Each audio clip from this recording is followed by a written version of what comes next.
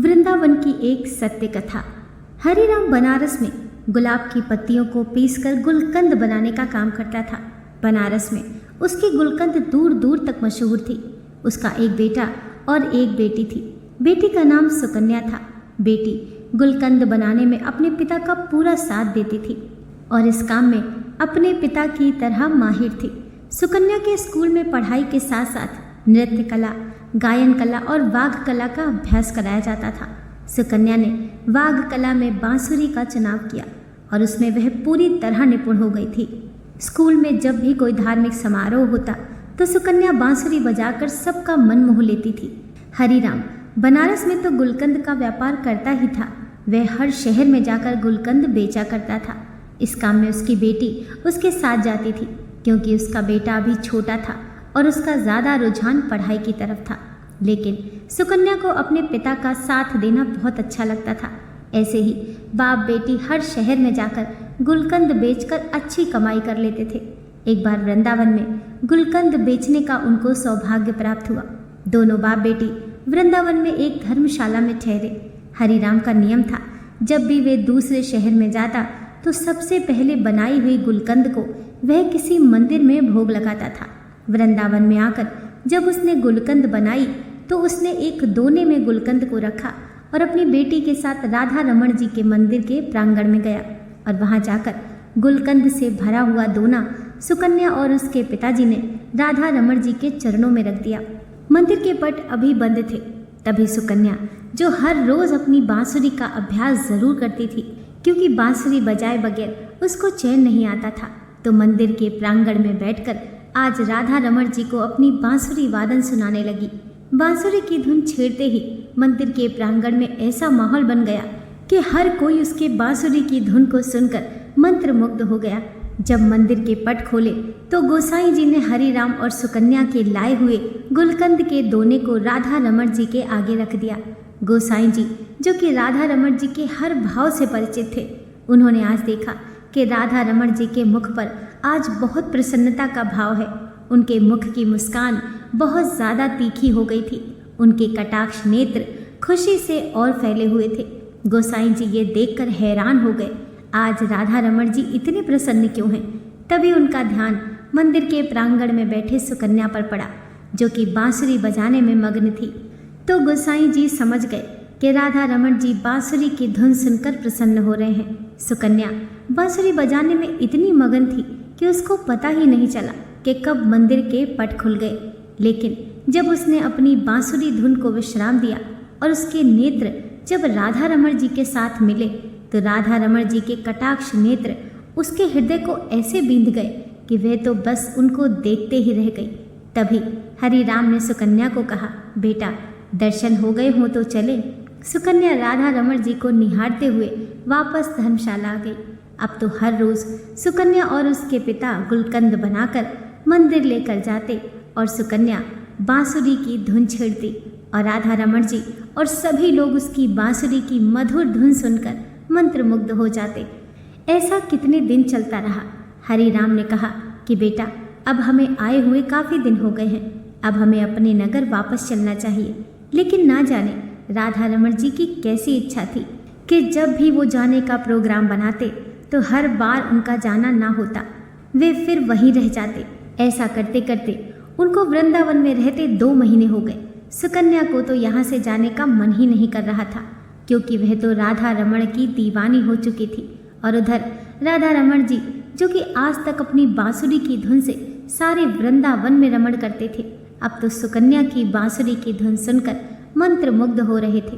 कई बार ऐसा होता था कि रमण रात को विश्राम के लिए भी देरी कर देते थे क्योंकि उनको बांसुरी की धुन बहुत प्रिय लगती थी। जब इनको सुलाने के लिए मंदिर के पट बंद करने के लिए गोसाई जी जाते तो किसी न किसी बहाने राधा रमण जी मंदिर का पट बंद ही नहीं करने देते। कई बार गोसाई जी ने देखा था, वो समझ चुके थे कि सुकन्या की बांसुरी की धुन राधा रमण को पसंद आ चुकी है। अब यहाँ से सुकन्या और हरिराम का जाने का समय आ गया। बड़ी ही भारी मन से सुकन्या और हरिराम राधा रमण जी को छोड़कर अपने नगर वापस चल पड़े। जब सुकन्या राधा रमण जी के मंदिर से निकली, उसके कदम आगे नहीं बढ़ रहे थे।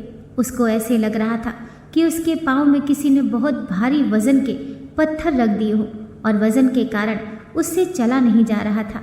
अब सुकन्या अपने घर बनारस आ चुकी थी, लेकिन उसका मन तो उस मोहिनी सूरत वाले, वृंदावन के कटाक्ष नेत्रों वाले, गहरी मुस्कान वाले राधा रमण ने हर लिया था। अब तो सुकन्या का अपने घर बिल्कुल मन नहीं लगता था। उसका मन करता कि वह भागकर मंदिर के प्रांगण में चली जाए। ऐसे ही कितने दिन चलता रहा। एक दिन सुकन्या अपनी माताजी के साथ रसोई घर में खड़ी थी। तभी अचानक से उसको जोरदार चक्कर आया और वह बेहोश होकर गिर गई। जब डॉक्टर के पास उसको ले जाया गया, डॉक्टर को इसकी बीमारी समझ न आई, लेकिन जब उसके पिताजी उसको बड़े अस्पताल में लेकर गए तो डॉक्टरों ने जब उसकी जांच की तो पता चला कि उसके हृदय में छेद है। घर के सब लोग सदमे में आ गए। ये हमारी बेटी के साथ क्या हो गया? डॉक्टर ने बोला कि अब आपकी बेटी ठीक नहीं हो सकती, ये कुछ दिनों की मेहमान है। लेकिन इसके बारे में सुकन्या को नहीं बताया गया।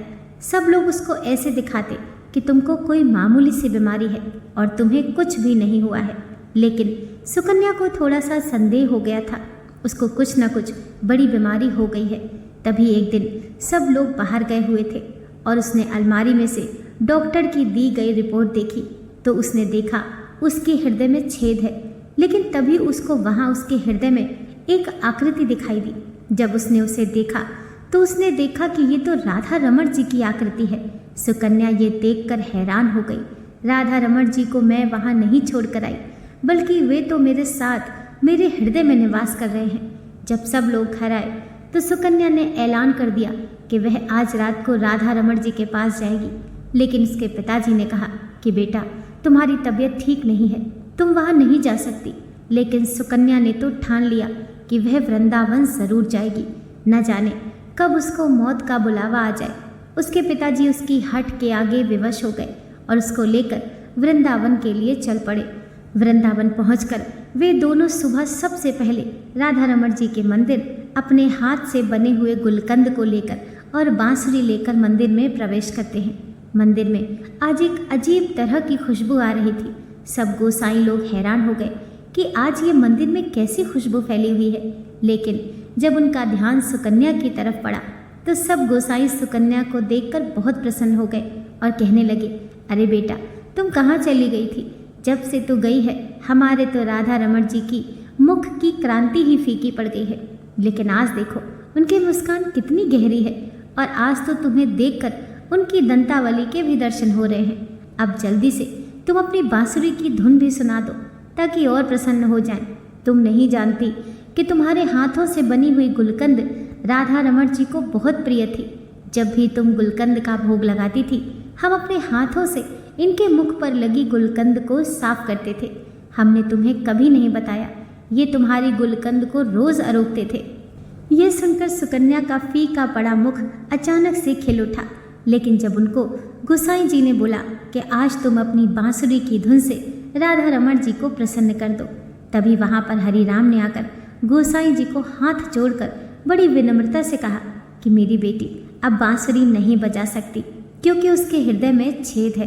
अगर ये बांसुरी बजाएगी तो ये जो बचे कुछ ही दिन है उससे पहले ही इसको कुछ हो जाएगा। हरिराम गोसाई जी से प्रार्थना कर रहा था, लेकिन उधर सुकन्या बांसुरी बजाना शुरू भी कर चुकी थी और लगातार 4-5 घंटे आंखें बंद करके राधा रमण जी को अपने हृदय में दर्शन करते हुए बांसुरी बजाती है। हरिराम ये देखकर हैरान होता जा रहा था, इतनी बीमार लड़की बांसुरी वादन कैसे कर सकती है। जब सुकन्या ने बांसुरी को विश्राम दिया, तभी मंदिर में माथा टेकने के लिए दिल्ली से एक बहुत बड़े डॉक्टर का परिवार आया हुआ था। उन्होंने गोसाई जी और हरिराम की सारी बातें सुन ली तो डॉक्टर ने बताया कि जिसको दिल की बीमारी या दिल में छेद होता है वह बांसुरी वादन नहीं कर सकता।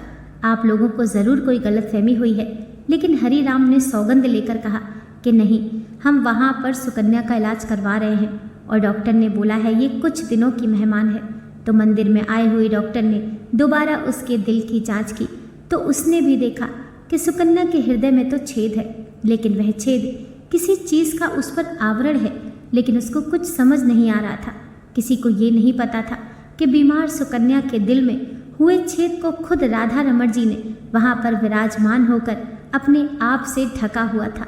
सुकन्या अपनी बीमारी से बिल्कुल बेपरवाह थी, क्योंकि उसके दिल के डॉक्टर राधा रमण जी उसके दिल का इलाज करने के लिए खुद उसके हृदय में वास कर रहे थे। ये बात सुकन्या और राधा रमण जी ही जानते थे। सुकन्या ने ऐलान कर दिया कि जब तक उसकी ज़िंदगी है तब तक वह राधा रमण जी को छोड़कर कहीं नहीं जाएगी। उसके पिता ने उसको समझाने की बहुत कोशिश की, लेकिन वह अपनी बात पर अड़ी रही। इस बात को 25 साल हो गए। सुकन्या के बाल सफ़ेद हो चुके थे, लेकिन राधा रमण जी की कृपा से उसका हृदय आज भी तंदुरुस्त था। उसको कुछ भी नहीं हुआ था। जिस पर लालजू की कृपा हो जाए उसको कोई बीमारी छू भी कैसे सकती है। अगर कभी भूलवश कोई बीमारी उनके भक्तों के पास आ भी जाए तो लालजू इतने कृपालु हैं कि उनकी कृपा से सारी चिंताएं, सारी बीमारी छूमंतर हो जाती है। दोस्तों, आशा करती हूँ आज की कथा आपको ज़रूर पसंद आई होगी। वीडियो पसंद आई हो तो लाइक कीजिए, चैनल को सब्सक्राइब कीजिए। मिलते हैं नेक्स्ट वीडियो के साथ।